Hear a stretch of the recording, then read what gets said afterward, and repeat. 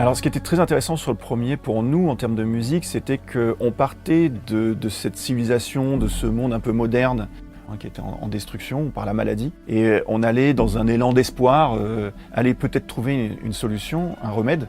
Et sur la musique déjà à l'époque, on avait fait un gros travail sur, dès qu'on débarquait sur l'île, on avait ce sentiment de mais c'est une sorte de monde que j'ignore, et ça on le retrouve dans le 2, mais on le retrouve à l'inverse. On part d'un natif qui va se faire capturer et qui va partir sur le continent.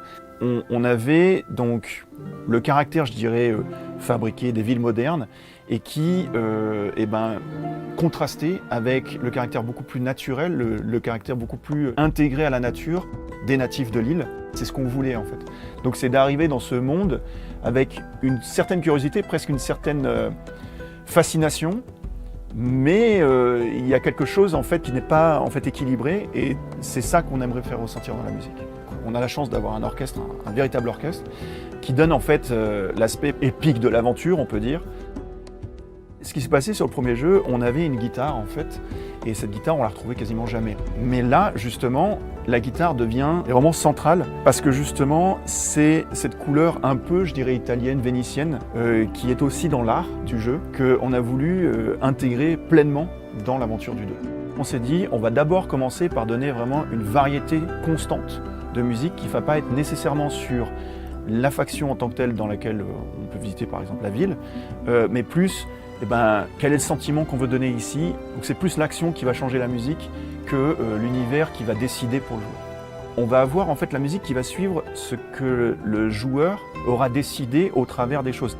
On va pouvoir presque, je dirais, soutenir dans une émotion ce que le joueur aura décidé de faire. Puis surtout que c'est un jeu qui est tentaculaire en termes de possibilités, et d'un joueur à l'autre ça va complètement changer, parce que les joueurs ont la capacité de choisir.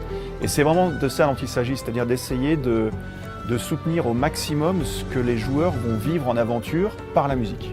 Un endroit qu'on aura traversé une fois où on se sera senti très à l'aise, on va le traverser une seconde fois et on se dira tiens, c'est pas nécessairement la même émotion que j'ai là, parce qu'il se sera passé quelque chose entre temps.